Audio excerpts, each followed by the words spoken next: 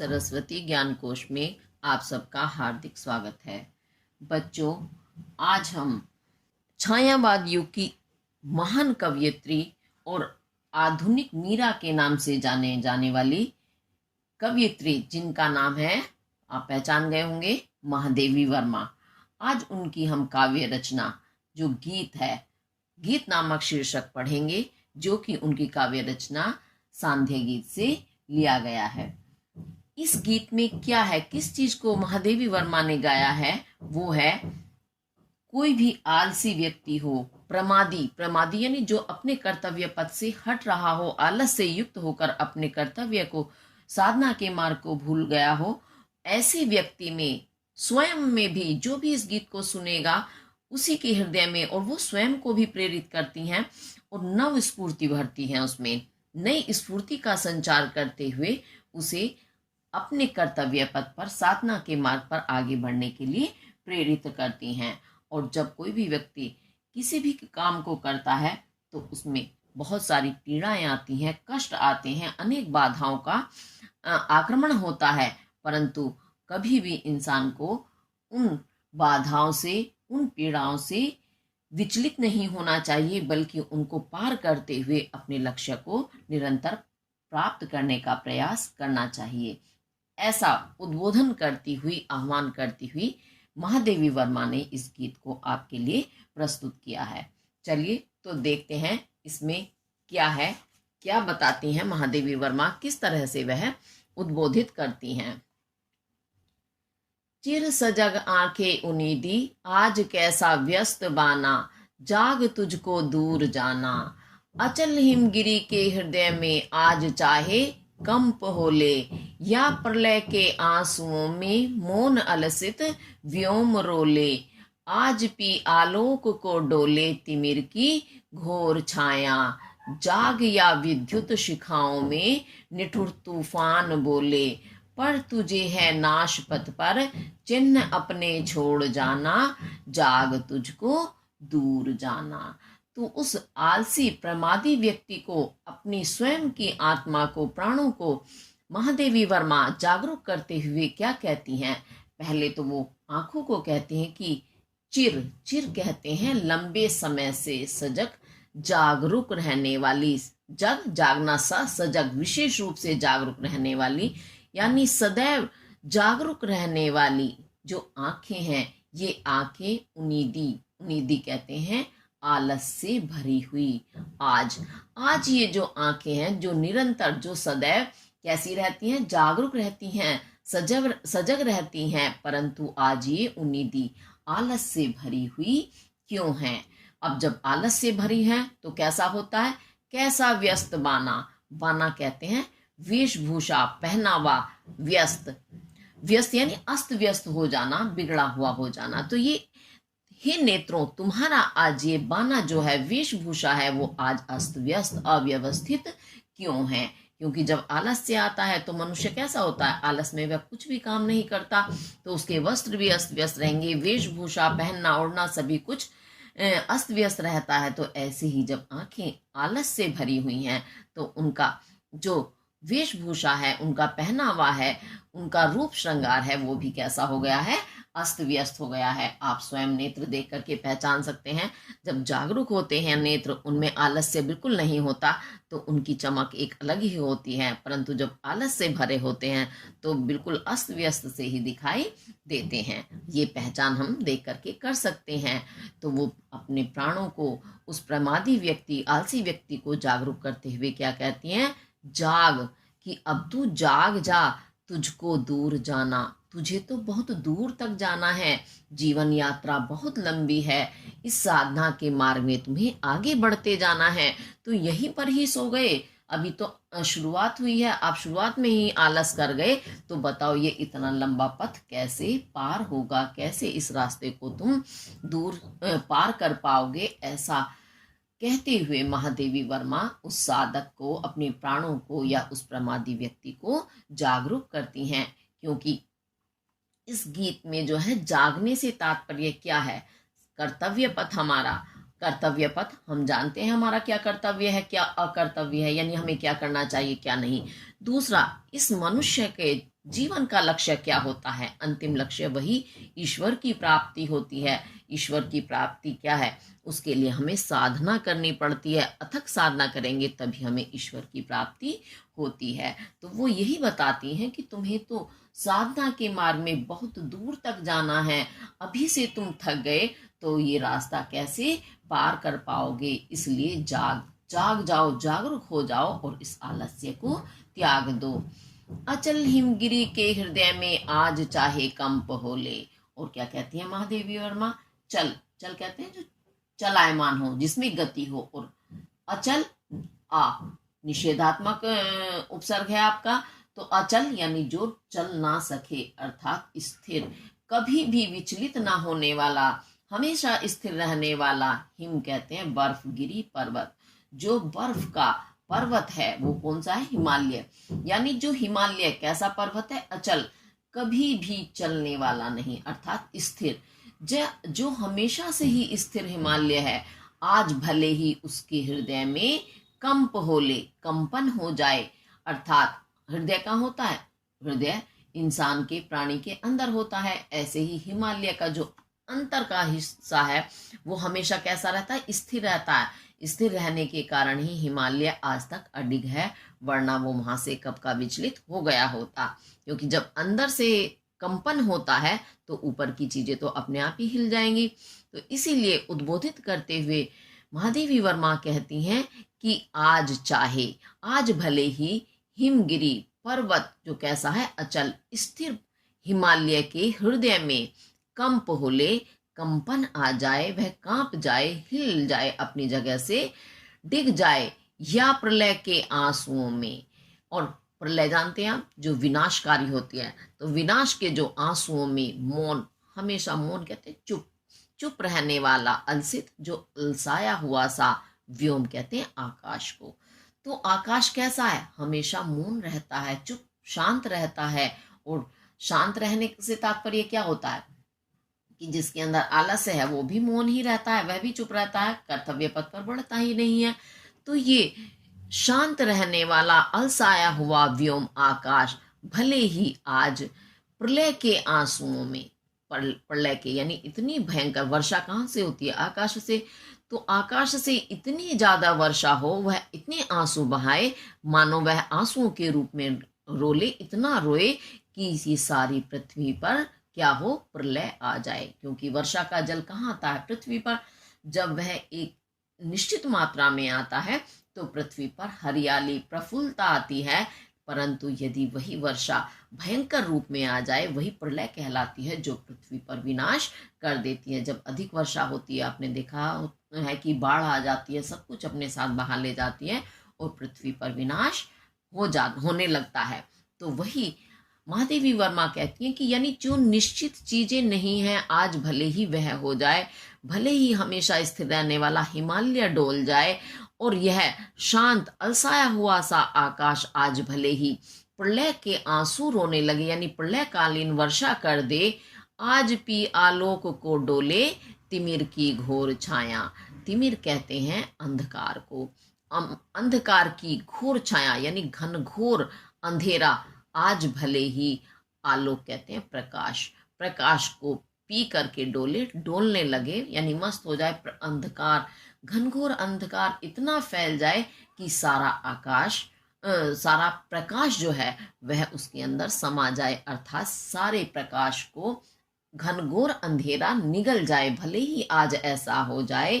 जाग, या तो तू जाग जा, विद्युत शिखाओं में निठुर तूफान बोले। और जब आकाश में ऐसी प्रलयकालीन वर्षा होगी तो क्या होगा? विद्युत कहते हैं बिजली, बिजली भी कड़कती है जब बादल आपस में टकराते हैं, भयंकर गर्जना होती हैं। तो वही विद्युत, बिजली की जो शिखाएं, किरणें हैं, जो चमक है, वो निठुर कैसी है? निठुर, कठोर।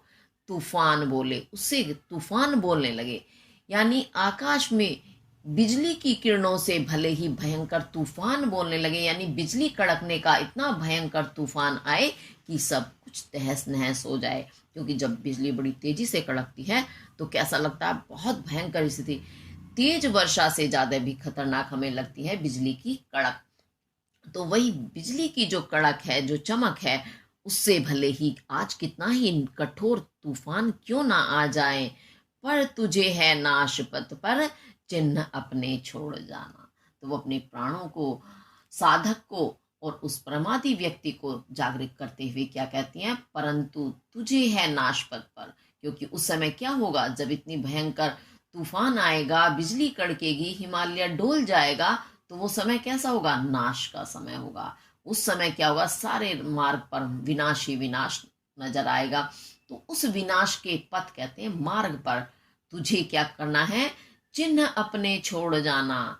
तुझे अपने चिन्ह यानी अपनी पहचान, अपना प्रतीक छोड़ करके जाना है कि भले ही इस विश्व में कितना भयंकर विनाश क्यों ना जाए, परंतु तुझे अपनी साधना के पथ से विचलित नहीं होना है। वहां भी तुझे अपनी छाप, अपनी पहचान, अपना प्रतीक छोड़ देना है कि इस परिस्थिति में, इतनी भयंकर परिस्थिति में भी तू अपने कर्तव्य मार्ग से विचलित नहीं हुआ। यही पहचान है तुम्हारी, जाग तुझको दूर जाना। फिर महादेवी वर्मा प्राणों को जगाते हुए कहती हैं कि जाग जाग जाओ, इस आलस्य को छोड़ दो, क्योंकि तुम्हें तो अभी बहुत दूर तक जाना है, बहुत लंबी साधना करके उस ईश्वर के द्वार तक पहुंचना है, ईश्वर को प्राप्त करना है। इसलिए तुम्हारे इस रास्ते में, तुम्हारे सामने कितनी भी भयंकर परिस्थिति क्यों ना आए, लेकिन तुम अपने कर्तव्य मार्ग से, अपने साधना के मार्ग से बिल्कुल भी विचलित मत होना। ऐसा महादेवी वर्मा जागरूक करने का प्रयास करती हैं। अब देखिए उनके गीतों में ये रहस्यवाद, छायावाद को रहस्यवाद भी कहते हैं, यानी रहस्य की बातें उन्होंने इस गीत में गाई हैं, बताई हैं। यही रहस्यवादी है। इसी पीड़ा को गाने के कारण ही महादेवी वर्मा जो है आधुनिक युग की मीरा के नाम से जानी जाती हैं, क्योंकि उनके गीतों में बहुत ही दर्द होता है, ओज होता है और जागरूकता होती है। ये सब रहस्यवाद का ही प्रतीक है। तो ये आपको समझ आया होगा। चलिए अब इसके हम काव्य सौंदर्य के तत्व देखेंगे। भाषा जो है वो शुद्ध खड़ी बोली है और शैली इसमें गीतात्मक है और प्रतीकात्मक है, क्योंकि प्रतीक दे देकर उन्होंने प्रस्तुत किया है इस गीत को। और छंद मुक्तक छंद है और अलंकार जो है इसमें क्या है, मानवीकरण, क्योंकि इसमें उन्होंने मनुष्य को जागरूक, प्राणों को, साधक को जागरूक करने का मानवीकरण करके प्रस्तुत किया है। अब देखिए, हिमालय का डोल जाना, आकाश का रो लेना और अंधेरे का आलोक को, प्रकाश को पी जाना, निगल जाना, अर्थात ये सारी क्या है, और विद्युत से, बिजली की शिखाओं से क्या तूफान आना। तो इसमें उन्होंने मानवीकरण करके इनको प्रस्तुत किया है। इस कारण इसमें मानवीकरण अलंकार बनता है। उस शब्द शक्ति आपकी जो है लक्षणा है, इसमें गुण है ओज, क्योंकि ओज जगा रही हैं, वह हृदय में उत्साह पैदा कर रही हैं, और साथ साथ इसमें आपका प्रसाद गुण भी बनता है। इसके साथ आपका ये वाला गीत पूरा हुआ। अगर आपको किसी वजह से कुछ भी चीज समझ नहीं आती है तो आप कमेंट करके अवश्य पूछें, और मैं अपनी तरफ से पूरा प्रयास करूंगी कि आपको सारी चीजें अच्छे से समझ आए। चलिए अब आगे देखते हैं। बांध लेंगे क्या तुझे यह मोम के बंधन सजीले, पंथ की बांधा बनेंगे तितलियों के पर रंगीले, विश्व का क्रंदन भुला देगी मधु की मधुर गुनगुन, क्या डुबा देंगे तुझे यह फूल के दल ओस गीले, न तू अपनी छाह को अपने लिए कारा बनाना, जाग तुझको दूर जाना। अब इस गीत में, इस पद्य में क्या कहती हैं महादेवी वर्मा, बताती हैं बांध लेंगे क्या तुझे, वो प्रश्न कर रही हैं कि क्या तुझे बांध लेंगे, बंधन में बांध लेंगे, यह मोम के बंधन, ये बंधन जो है कैसे, जो मोम के समान है, सजीले, सजीले कहते हैं सुंदर, सजने वाले, जो इतने सुंदर ये बंधन है, जो कैसे होते हैं, मोम के समान। क्या ये तुझे मोम के जैसे नाजुक बंधन भी बांध सकते हैं? मोम का बंधन आप जानते हैं, मोम कितना कोमल होता है कि जरा सा भी ताप लगे और वह मोम पिघल जाता है। ऐसे ही ये जो हमारे सांसारिक बंधन है, कैसे अपने भाई बंधुओं वाले जो हमें मोह माया में बांधते हैं कि ये मेरा भाई है, ये मेरी बहन है, ये पत्नी है, ये मेरे बच्चे हैं, ये सारे कैसे हैं, ये बंधन ही तो है जो मनुष्य को बांधे रहते हैं। तो ये बंधन भी कैसे हैं, बड़े ही सजीले, बड़े ही सुंदर होते हैं, बड़े ही मन को मोहने वाले होते हैं, परंतु ये मोम के समान होते हैं, एक सेकंड में ही, एक पल में ही ये पिघल जाते हैं। तो क्या ये मोम जैसे जो नाजुक बंधन है, रिश्तों के बंधन, क्या ये तुम्हें बांध लेंगे? तुम तो स्वयं इतने उत्साही हो, तो उन बंधन में तुम बंध जाओगे। पंथ की बांधा बनेंगे, तितलियों के पर रंगीले। अब आप लोगों ने तितलियां देखी होंगी, तितली कितनी सुंदर होती हैं, उनके पर, तितलियों के पर यानी पंख ही होते हैं जो इतने आकर्षक होते हैं और रंगीले, रंग बिरंगे होते हैं, इसलिए रंगीले कहा है उन्हें। तो वही मनुष्य को, हम लोगों को अपनी ओर आकर्षित करते हैं। तो तितलियों के जो वो रंग बिरंगे सुंदर पर यानी पंख होते हैं, क्या वो तुम्हारे पंथ कहते हैं मार्ग, मार्ग की बाधा यानी रुकावट बन जाएंगे? जैसे तितलियों को देख करके मनुष्य उन्हें पकड़ना चाहे, लेकिन हम किस लिए नहीं पकड़ते? क्योंकि उनके कितने सुंदर होते हैं पंख, अगर जरा सा भी छूओगे तो वो कैसे हो जाते हैं, खराब हो जाते हैं। तो इस कारण हम उसमें आकर्षित हो जाते हैं, उन्हें बस निहारने में ही आनंद लेते हैं। तो हम अपना आसपास का भी जो वातावरण है उसे भूल जाते हैं इतनी सुंदर वस्तुओं को देख करके। ऐसे ही ये बंधन जो है हमारे पारिवारिक बंधन, हमारे अपनों के बंधन, जिन्हें हम अपने अपने कहते हैं, तो क्या वे तुम्हारे मार्ग की, रास्ते की बाधा बन जाएंगे? यानी तुम्हें साधना के पथ पर, साधना के मार्ग पर आगे नहीं बढ़ने देंगे, या तुम इतने कमजोर हो कि उन बंधनों में बंध जाओगे। अब आप ऐसे देखिएगा, ये तो महादेवी वर्मा के विचार हैं, लेकिन इस विषय में मैं थोड़ा सा अपने विचार बताऊं।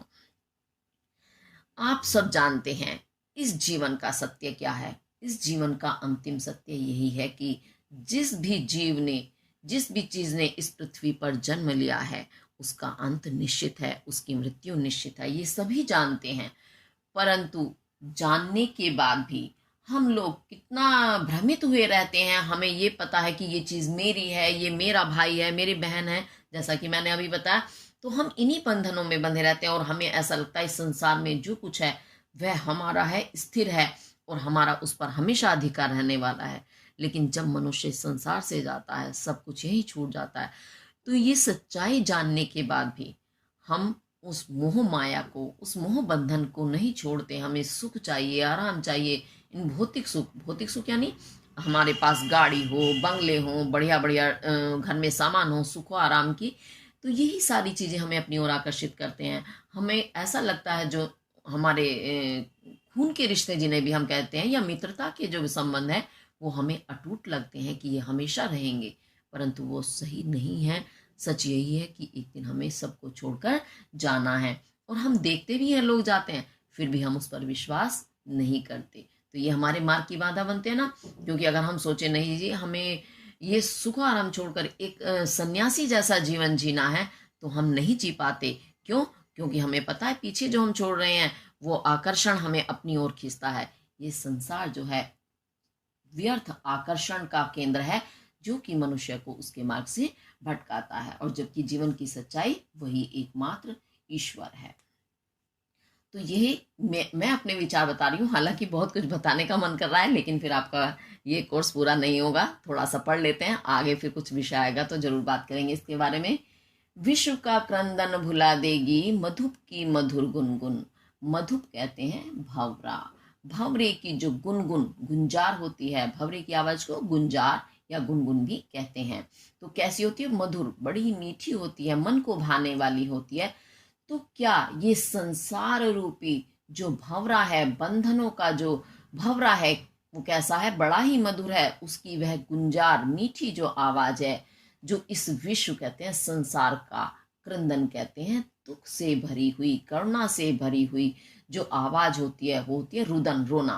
क्या इस विश्व का दर्द से भरा हुआ जो रुदन है वो भुला देगी ये क्या मधुर की मधुर गुनगुन? मधुप यानी भंवरे की जो मधुर गुंजार है, क्या इस विश्व में जो, इस संसार में जो करुण क्रंदन फैला हुआ है, करुण रुदन है, क्या उसे तुम भूल जाओगे इस भंवरे की आवाज में घिर करके?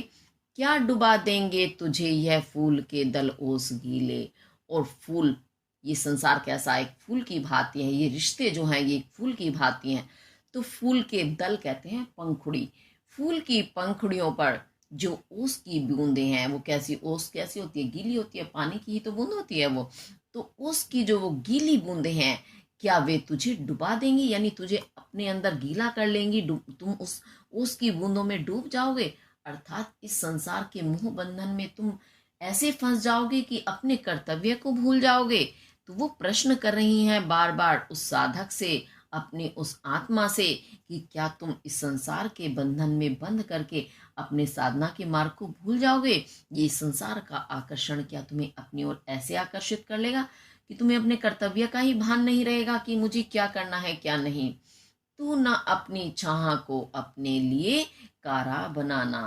तो ये संसार में जितना भी सुख और आराम है वो क्या है, एक हमारी छां कहते हैं छाया, हमारी छाया के समान है, सत्य नहीं है। सत्य तो वही है, एक परमपिता। परंतु तुम अपनी इस सांसारिक छाया को अपनी को अपने लिए कारा कहते हैं जेल मत बनाना। स्वयं के लिए जेल मत बनाओ इन सांसारिक रिश्तों को, सांसारिक बंधनों को, क्योंकि ये तो झूठे हैं। अच्छा, एक चीज और इस बारे में मैं आपको बताती हूँ।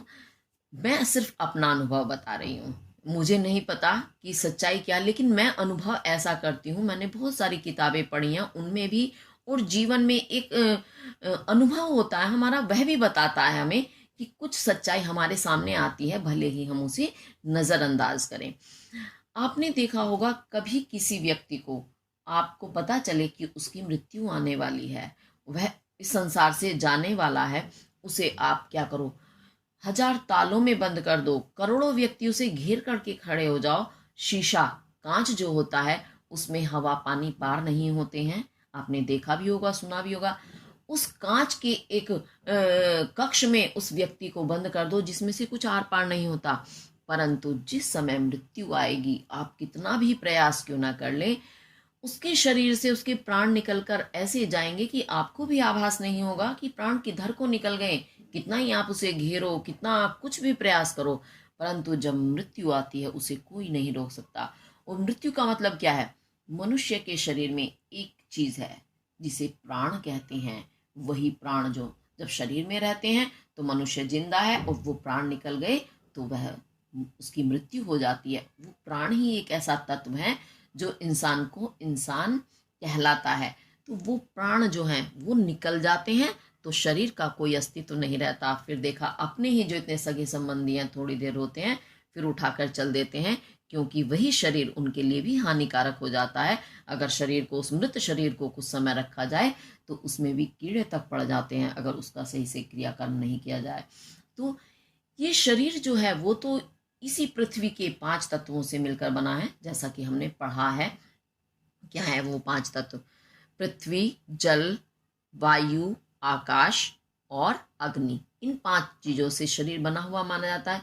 सिर्फ एक प्राण तत्व ऐसा है जिसके कारण ये 5 तत्वों से बना हुआ शरीर चलता रहता है। उस प्राण के निकलते ही वह बेकार, किसी काम का नहीं रहता, दूषित हो जाता है। तो इसीलिए उसका अंतिम संस्कार करके समाप्त कर दिया जाता है। जो तत्व जहां से आया उसी में मिल जाता है। और प्राण जो है वो क्या है, वही सत्य है। वो क्या होता है, वो जहां से आए वहीं चले जाते हैं। तो अमर चीज है प्राण, हमारे अमर ईश्वर है, और ईश्वर का ही वह अंश है जो हमारे अंदर आत्मा के रूप में स्थित रहता है। तो आत्मा के निकलते शरीर व्यर्थ, और वह आत्मा जाकर के उसी परमात्मा में मिल जाती है। लेकिन अगर हमने कर्म ऐसे किए हैं तो ये, जैसा कि मैंने खाली शास्त्रों की बात नहीं बता रही, लेकिन हाँ मुझे भी ये महसूस होता है। इसी कारण मैं आपको ये आपके कोर्स से हटकर एक नई बात बता रही हूँ। आप भी कहेंगे कि मैडम कहाँ से हटकर क्या बताने लगी, लेकिन थोड़ा सा बता देती हूँ। मेरा मन कर रहा है कि मैं अपने कुछ भाव आपसे बांट लूं। तो ईश्वर ही सत्य है इसका मतलब, क्योंकि उसी से ये प्राण आए हैं और जाकर उसमें मिल जाते हैं। हाँ, वो बात दूसरी है, हम बार बार जन्म लेते हैं फिर मृत्यु को प्राप्त होते हैं। वो किस लिए? क्योंकि हमने जैसे कर्म किए होंगे उसी के अनुसार आत्मा को बार बार जन्म लेना होता है, बार बार मरना होता है। ये हमारी श्रीमद् भागवत गीता में श्री कृष्ण जी ने भी कहा है कि आत्मा जो है ये शरीर रूपी पुराने वस्त्र को त्याग कर नया शरीर धारण करती है। जैसे हम लोग करते हैं कि कपड़े पुराने हो जाते हैं, उन्हें उतार करके फिर नए ले लेते हैं, तो वही आत्मा भी करती है। लेकिन जब हम ऐसे कर्म करते हैं कि हम जन्म मरण के चक्कर में नहीं बंधते हैं, जब हमने ऐसे कर्म किए होंगे अर्थात साधना की होगी कि हम जाकर के अपने असली तत्व में, असली रूप में जाकर के मिल जाएं, अर्थात परमात्मा में मिल जाएं, तो उसके लिए हमें साधना करनी पड़ती है। वो भी बड़ी ही कष्टप्रद होती है साधना। साधना ऐसे ही आसानी से नहीं होती कि हम लेके एक माला बैठ गए और भजन करने लगे। उसे हमें तन मन धन से लगना होता है, ईश्वर को सच्चे हृदय से ध्याना होता है, और उसका सबसे बड़ा पहला कर्तव्य यही है कि हमें ऐसे कर्म करने चाहिए जिससे कि दूसरे की आत्मा को कष्ट ना पहुंचे, कोई हमारी वजह से कोई दुखी ना हो। सबसे पहला तो यही है, क्योंकि अगर हम किसी को सताएंगे तो फिर समझ लो हमने ऐसे कर्म कर लिए कि हमें फिर उसको भोगने आना ही पड़ेगा। यही इस गीत में जो महादेवी वर्मा कहने का प्रयास कर रही हैं, इसीलिए वो जागरूक कर रही हैं। हालांकि मैंने जो आपको बताया कुछ ये अंश ये अलग था, लेकिन इस गीत का सारांश यही है, यानी हमें ईश्वर को प्राप्त करना है, आध्यात्मिक बनना है, तो हमें साधना के पथ पर आगे बढ़ते जाना है। और इस संसार के बंधन ऐसे हैं जो हमें उससे आगे जाने के लिए रोकेंगे, हमारे साधना के पथ को विचलित करेंगे, परंतु हमें इन मोह में बांधने वाले बंधनों को भुला करके, इन्हें पीछे छोड़ करके आगे अपने कर्तव्य मार्ग पर बढ़ते जाना है और ईश्वर के रास्ते पर चलते जाना है, तभी हम मोक्ष की प्राप्ति कर सकते हैं। तो वही बता रही हैं इसमें महादेवी वर्मा कि अपनी छाया को, यानी ये संसार रूपी जो छाया है, मोह माया रूपी जो परछाई है, उसे तुम, परछाई यानी छाया वही हो गई, उस छाया को यानी इस झूठे मोह जाल को तुम अपने लिए जेल मत बनाओ। जेल में क्या होता है, हम कैद हो जाते हैं, ऐसे ही हमारी आत्मा इस संसार रूपी जेल में कैद होकर के रह जाए। हमें ऐसा कर्म नहीं करना है, बल्कि हम तो जो हमारा अस्तित्व है, कौन, ईश्वर, उस ईश्वर में उसका अंश जो है आत्मा, उसको मिला देना है। ऐसे कर्म करने हैं। जाग हे साधक, इसलिए तू जाग, हे प्राण तू जाग, तुझको दूर जाना, तुझे तो अभी बहुत दूर जाना है, साधना के मार्ग पर आगे बढ़ते जाना है।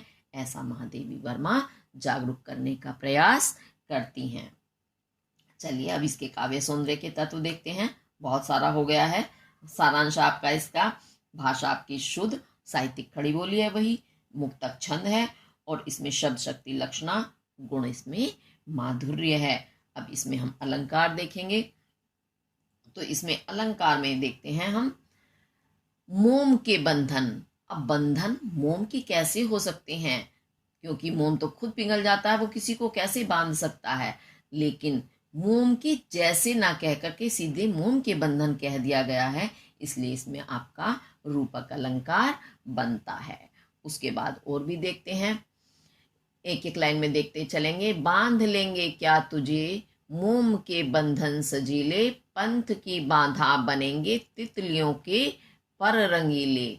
बाबा वर्ण की आवृत्ति हो रही है, और विश्व का क्रंदन भुला देगी मधुप की मधुर गुनगुन। मामा वर्ण की आवृत्ति हो रही है, क्या डुबा देंगे तुझे यह फूल के दल ओस गीले। लाला वर्ण की आवृत्ति हो रही है, न तू अपनी छाह को अपने लिए कारा बनाना, जाग तुझको दूर जाना। यानी इसमें जहां जैसे यहाँ मामा वर्ण की आवृत्ति हो रही है ना, यहाँ बाबा वर्ण की आवृत्ति हो रही है, तो जहां एक वर्ण की आवृत्ति यानी दोबारा आता है, वहां होता है अनुप्रास अलंकार। तो इसमें अनुप्रास अलंकार है, और अनुप्रास अलंकार का देखो अंत में सजीले रंगीले, तो यहाँ अंत्यानुप्रास अलंकार भी बन रहा है, यानी अंत में क्या बन रहा है, ले वर्ण की आवृत्ति हो रही है, इस कारण यहाँ आपका अंत्यानुप्रास अलंकार बनता है। इसी के साथ आपका ये पद भी पूरा हुआ। अब आगे चलते हैं, आगे और क्या बताती हैं महादेवी वर्मा।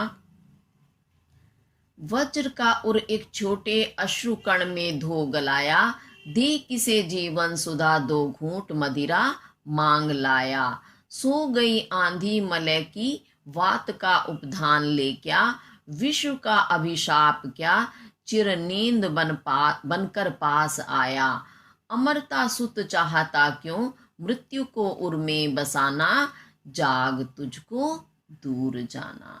फिर और क्या उद्बोधित करते हुए कहती है महादेवी वर्मा, वज्र का उर कहते हैं हृदय, वज्र कहते हैं पत्थर, कि पत्थर के जैसा हृदय एक छोटे अश्रु कण में, अश्रु कहते हैं आंसुओं का कण, बूंद, आंसू की एक छोटी सी बूंद में धो गलाया, क्या तुमने धो करके गला दिया है। हे साधक, हे प्राण, क्या जो तेरा हृदय वज्र के पत्थर के समान कठोर था, उत्साह से भरा हुआ था, साहसी था, क्या उस हृदय को, कठोर हृदय को तूने आंसू की एक बूंद में ही धो करके गला दिया। भाई जो पत्थर है, पत्थर तो गलता ही नहीं है, कोई नम्र चीज, कोमल वस्तु होती है वही गल सकती है पानी में। कहाँ तो एक आंसू की छोटी सी बूंद, कहाँ पत्थर जैसा तुम्हारा हृदय, तुमने उसे धो करके गला दिया, यानी धोने, उस आंसुओं में धुल करके तुम्हारा वह हृदय पिघल गया। गल जाना यानी पिघल गया, यानी तुम्हारे अपने, तुम्हारे सामने रो दिए। कि अच्छा एक चीज है, जब कोई व्यक्ति सन्यास की तरफ बढ़ना चाहे तो घर वाले नहीं चाहते कि उनका अपना कोई उन्हें छोड़ करके चला जाए, सन्यासी का जीवन जिए, क्योंकि वो सांसारिक हैं, तो उन्हें भी लगता है हमारे अपने भी सांसारिक रहें। अगर माता पिता के सामने उनका पुत्र या पुत्री कोई सन्यास लेना चाहे तो वो कदापि नहीं चाहेंगे कि हमारे संतान इस ओर चले। अगर मेरे सामने भी ऐसी स्थिति आती है तो शायद मैं भी पिघल जाऊंगी, क्योंकि हम संसार में बंधे हुए हैं, हमें सांसारिक जीवन ही सत्य लगता है।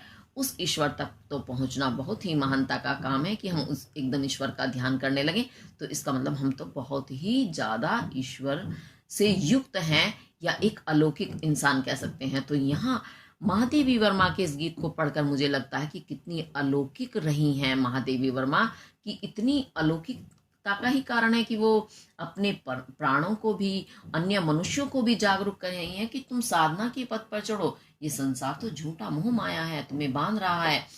तो वही इस गीत में कहते हुए कहती हैं कि अपनों के आंसू देखकर, आंसू की एक बूंद में ही तुमने अपने ऐसे कठोर हृदय को, जो उत्साह से, शक्ति से युक्त था, उसे धोकर गला दिया, यानी पिघल गए तुम उनके सामने, इतने गल गए कि अपना साधना का मार्ग ही छोड़ दिया तुमने उन आंसुओं में डूबकर। होता क्या है, जब अपने रोने लगते हैं तो हम कहते हैं चलो ठीक है भाई, हम नहीं करेंगे हम, तो ये क्या करके हम भी शांत बैठ जाते हैं। तो वो यही कहते हैं कि तुमने साधना का मार्ग क्यों छोड़ दिया अपनों के आंसुओं को देख करके। दे किसे जीवन सुधा, तो कहते हैं अब किसे जीवन, कहते हैं जीवन आप जानते हैं, सुधा कहते हैं अमृत, तो अमरता का जो ये जीवन है अब किसे दिया जाए, जब तुम स्वयं ही गल करके, पिघल करके बैठ गए हो, एक तरफ कर्तव्य मार्ग से हट गए हो। दो घूंट मदिरा मांग लाया, कि जैसे मदिरा क्या होती है, मनुष्य को ऐसे मोहित कर देती है कि मनुष्य अपनी सुध बुद्धि खो जाता है। मदिरा जानते हैं, इसे आप शराब भी कहते हैं। तो शराब पीने वाला व्यक्ति दो घूंट पीते कैसा हो जाता है, सुध बुद्ध खो बैठता है, अपने कर्तव्य को भूल जाता है, उसे नहीं पता कि अब मुझे क्या करना है क्या नहीं करना, वो प्रमादी हो जाता है। तो उसी भांति उस दो घूंट मदिरा पीने वाले के समान, यानी उस मदिरा को पी करके तुम स्वयं ऐसे आलसी हो गए, अपने कर्तव्य से हट गए और उस आलसी की तरह अपना जीवन जीने लगे हो। तो अब बताओ तुम्हें कैसे अमरता का जीवन दिया जाए। अमरता का जीवन क्या है, जिसमें हम कभी ना मरे, वो क्या है, कभी ना मरने वाला जीवन, यानी ईश्वर की प्राप्ति। तो अब बताओ तुम्हें ईश्वर की प्राप्ति कैसे हो सकती है, जब तुम स्वयं ही अपने कर्तव्य से भटक गए हो और उस शराबी की भांति सब कुछ अपना होशो-हवास खो बैठे हो। सो गई आंधी मलय की बात का उपधान ले क्या। और इसमें भी महादेवी वर्मा साधक से ही प्रश्न कर रही हैं कि आंधी, आंधी क्या होता है, जो भयंकर रूप में हो, चाहे वो हवा का हो, चाहे वो भावनाओं का हो। तो तुम्हारे हृदय में जो आंधी थी, उत्साह की, शक्ति की, परिश्रम करने की, क्या वो मलय, मलय पर्वत का नाम है जहां पर चंदन के वृक्ष होते हैं, और जब उस पर्वत से, उसे मलय पर्वत कहते हैं क्योंकि सुगंधित पर्वत, क्योंकि जब उससे जो वायु आती है तो वो चंदन की खुशबू लेकर आती है, इस कारण वो वात कहते हैं। वायु कैसी होती है, सुगंधित।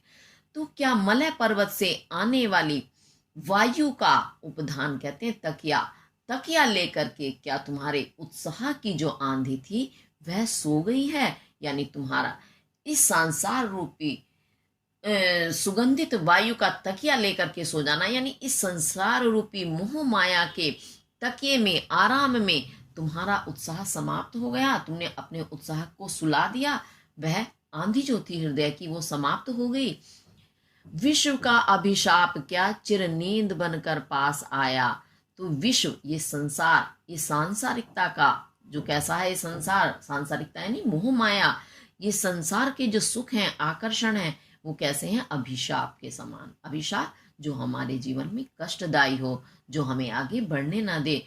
तो इस संसार के आकर्षण का जो अभिशाप है, क्या वह चिर कहते हैं बहुत लंबी नींद बन करके तुम्हारे पास आ गया है। यानी संसार का आकर्षण तुम्हें ऐसे घेर बैठा है कि तुम उसकी नींद में, उसके सुख में सो गए और अपने साधना के मार्ग को भूल गए। यानी तुमने तो अपने साधना के मार्ग को छोड़ दिया, इस संसार के आकर्षण में फंस कर गए।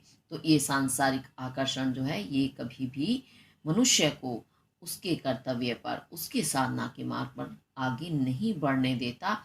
तो इस कारण लगता है तुम भी उसकी तरह सो गए हो। अमरता सुत चाहता क्यों, मृत्यु को उर में बसाना। अब महादेवी वर्मा और जागरूक करते हुए क्या कहती हैं साधक को कि अमरता, सुत कहते हैं पुत्र, अमरता जो कभी ना मरे उसका सुत पुत्र, अमरता का पुत्र अर्थात ईश्वर की संतान।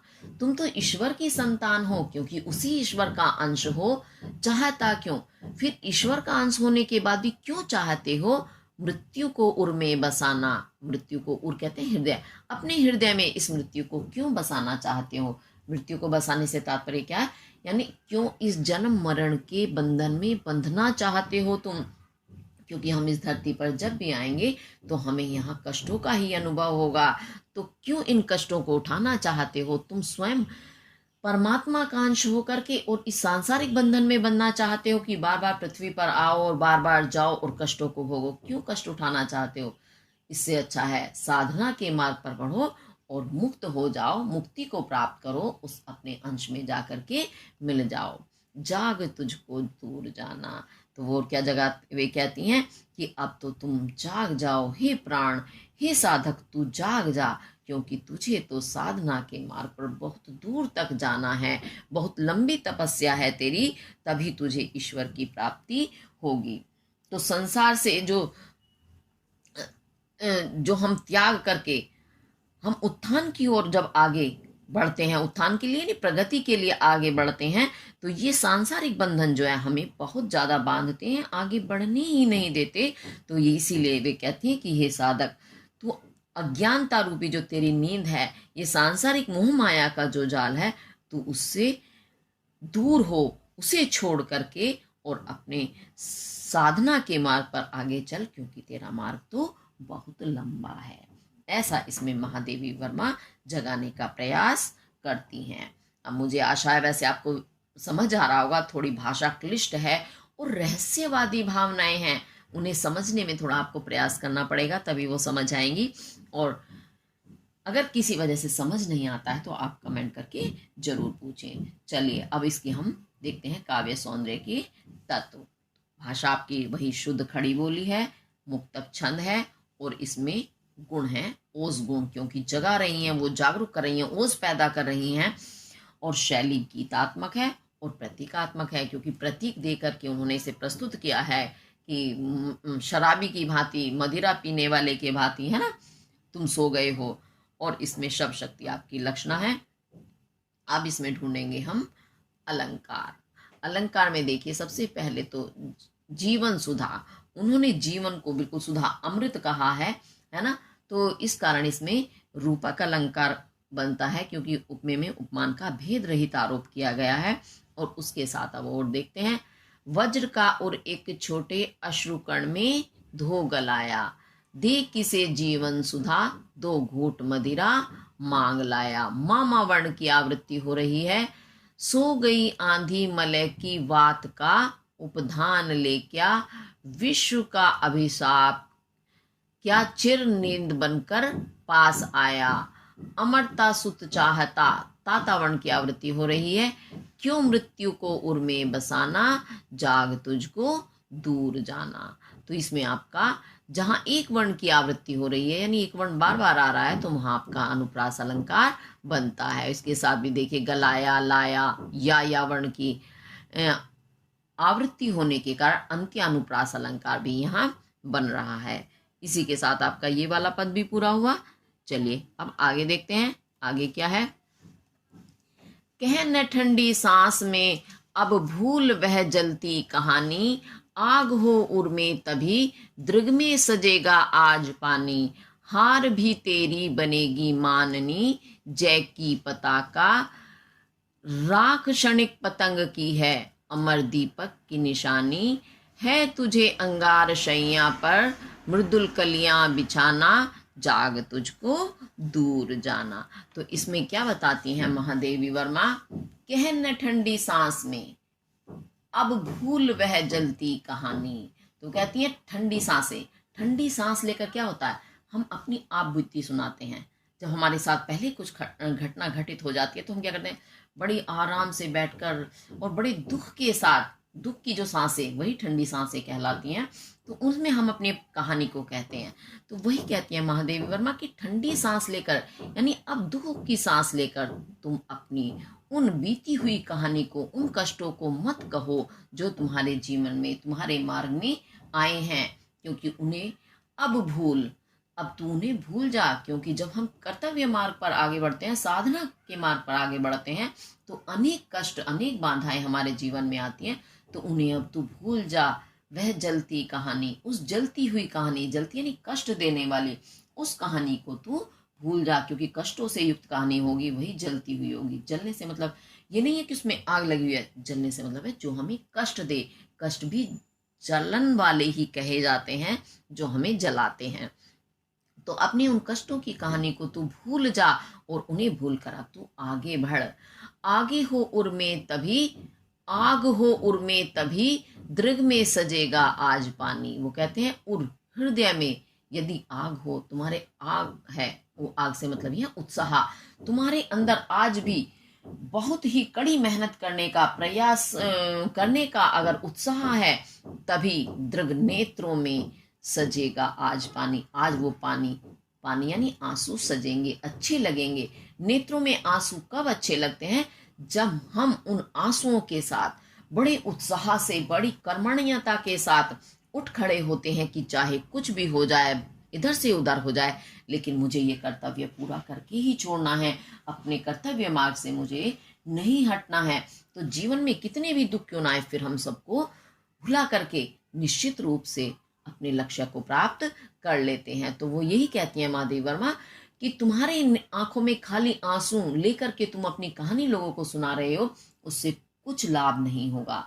ये आंसू तभी अच्छे लगेंगे जब तुम हृदय में उत्साह की आग लेकर आगे बढ़ोगे, उन बाधाओं को पार करोगे, तभी तुम आगे बढ़ पाओगे, ईश्वर को प्राप्त कर पाओगे। हार भी तेरी बनेगी माननी। तो कई बार क्या होता है, हम प्रयास करते हैं, लेकिन प्रयास के बाद भी, अथक प्रयास करते हैं, फिर भी हम हार जाते हैं। तो महादेवी वर्मा यही कहती हैं कि यदि तुम हार भी जाते हो, तुम्हारी जीत नहीं होती है, नहीं अपने लक्ष्य को तुम पार कर पाए, तो भी तुम्हारी वह हार तुम्हारी क्या बनेगी, माननी। माननी यानी तुम्हें मान देने वाली, सम्मान्या। तुम्हारी हार भी तुम्हारे लिए सम्मानित होगी, जय की पताका, और तुम्हारे लिए वे विजय की पताका, ध्वजा बन जाएगी, तुम्हारे स्वाभिमान को जगाने वाली हो जाएगी।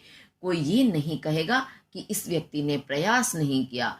हाँ, ये जरूर कहेंगे अथक प्रयास किया परंतु सफलता नहीं मिली, इसमें उसका कोई दोष नहीं है। उससे बढ़कर क्या होता है, आपने देखा होगा युद्ध में पहले इतने राजा महाराजा जाते हैं, आज भी युद्ध होते हैं, पहले अलग तरीके के होते थे, आज भी अलग तरीके के होते हैं, लेकिन निश्चित नहीं है कि हमें विजय ही मिले, परंतु अगर हम हार भी गए, मृत्यु को भी प्राप्त हो गए, तो भी वो हमारा सम्मान होता है, हम शहीद कहलाते हैं, अमर हो जाते हैं। तो हमारे देश की आज़ादी के लिए हमारे इतने वीरों ने बलिदान दिया, स्वयं अपने गले में उन्होंने फांसी के फंदे डाल लिए थे, तो क्या वो हम यही कहेंगे वो मृत्यु को प्राप्त हो गए और उनकी हार रही? नहीं, वो तो सबसे बड़ी विजय थी। आज भी हम उनको याद करते हैं, अपने उन शहीदों को इतने स्वाभिमान के साथ कि ऐसा लगता है कि उनसे महान तो कोई हो ही नहीं सकता। तो उनकी वह हार भी क्या, उनकी सम्मानिया बन गई, उनकी विजय की ध्वजा बन गई, विजय पताका बन गई। राख क्षणिक पतंग की है, अमर दीपक की निशानी। पतंग कहते हैं कीड़ा। आपने देखा होगा कभी दीपक जलते हुए, कभी मोमबत्ती जलते हुए, तो आपने देखा होगा छोटे छोटे कीड़े आते हैं जिन्हें हम पतंग बोलते हैं। तो वो क्या होते हैं, वो दीपक से मिलाप करना चाहते हैं, उससे मिलना चाहते हैं, तो उसके चारों तरफ मंडराते रहते हैं और बहुत प्रयास करते हैं कि वो किसी तरह उस दीपक की लौ से मिल जाएं। तो वो उड़ते हैं, फिर आते हैं, चारों तरफ उसके चक्कर लगाते हैं और अंत में क्या होता है, वो दीपक की उस लो समझते हैं जो जलती रहती है बाती की, सबसे ऊपरी अग्नि ज्वाला जो होती है उसे लो बोलते हैं। तो उसी लो में गिर करके क्या होता है, भस्म हो जाते हैं। और भस्म हो जाने यानी जल जाते हैं। तो उनका क्या बन जाता है, शरीर उनका राख बन जाता है। तो वही दृष्टांत देकर के, वही प्रतीक देकर के कवियत्री ने समझाने का प्रयास किया है कि राख क्षणिक पतंग की है। उस पतंगे की जो राख है वो क्षणिक पल भर के लिए है, परंतु क्या हो गई, अमर दीपक की निशानी। परंतु वो अमर हो गई। अमर कैसे हो गई, दीपक की उस लो में मिल करके उसकी निशानी के रूप में वह अमर हो गई, क्योंकि उसका मेल दीपक की लो से हो गया और वह निशानी के रूप में उस दीपक के साथ जलती रहती है। तो वह अमर हो जाता है, भले ही उसका बलिदान हुआ हो। तो ये नहीं कहा जा सकता कि उस पतंगे की, उस कीड़े की वह हार हुई। वह हार नहीं, बल्कि वह तो अमर हो गया दीपक की लो में मिलकर।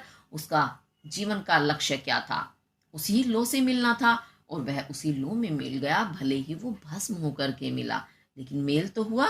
वही इसमें महादेवी वर्मा जी बताने का प्रयास कर रही है कि मनुष्य को भी हार नहीं माननी चाहिए, मृत्यु का डर भी नहीं मारना चाहिए, क्योंकि मृत्यु तो निश्चित है, आएगी ही आएगी, फिर उससे क्या डरना।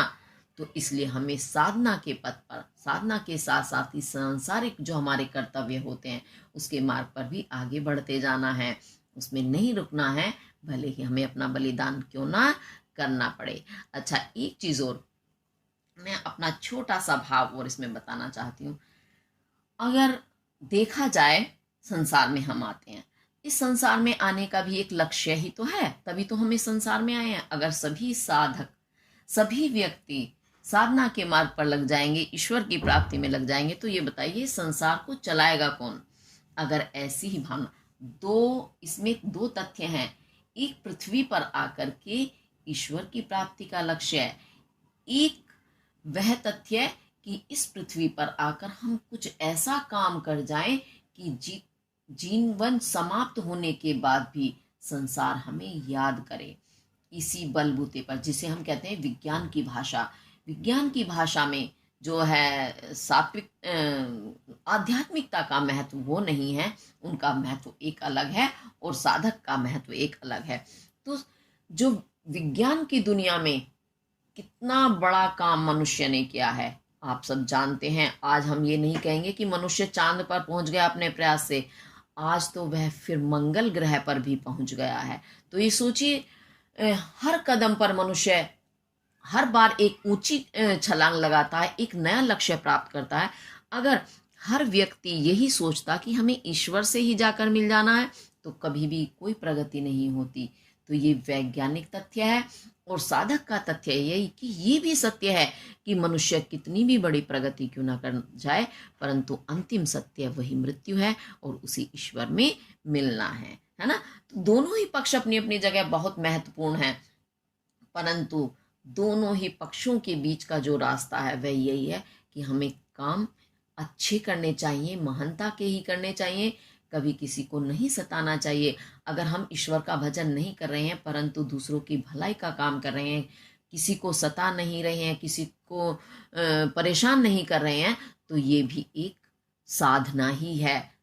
मेरी दृष्टि में तो ये एक बहुत बड़ी साधना है, क्योंकि हमें छल कपट का रास्ता नहीं अपनाना चाहिए। तो निश्चित रूप से हमें भी ईश्वर की प्राप्ति निश्चित रूप से होगी। तो दोनों ही तथ्य अपनी जगह महत्व रखते हैं। इसमें यहाँ जो महादेवी वर्मा अब आगे वाली लाइन में कहेंगी, वही जो मैं बताने का प्रयास कर रही हूँ वह इसी लाइन में आता है है तुझे अंगार शैया पर मृदुल कलियां बिछाना। ये संसार कैसा है? अंगार, अंगारे जानते हो, आग की, शैया कहते हैं बिस्तर। ये संसार जो है ये भी एक अंगारे के बिस्तर के समान है, क्योंकि इस पर क्या है? सिर्फ कष्ट ही कष्ट है। अंगारा और कष्ट एक ही बात है। कष्ट भी हमें जलाने वाले, दुख देने वाले होते हैं, अंगारा भी जलाने का काम करता है।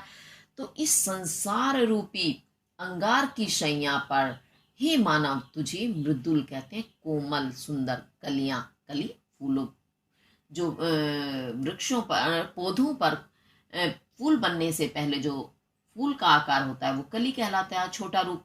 तो तुम्हें कलियां बिछा देनी है, यानी ऐसे कर्म करने हैं तुम्हें इस संसार में आकर के कि वो कलियों की भांति हों, आनंद देने वाले हों।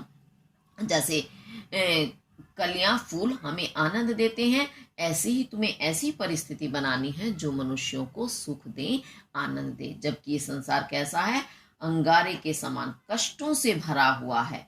परंतु तुम्हें ऐसे कर्म करने हैं कि वे कष्टों से भरा संसार भी हमें आनंददायक लगने लगे, ऐसी परिस्थिति में पैदा करनी है। जो कि मैं अभी बता रही हूँ, विज्ञान का युग है कि मनुष्य ने अगर वो साधना के मार्ग पे लग जाता तो कैसे इतनी प्रगति कर पाता जो मानव को सुख दे।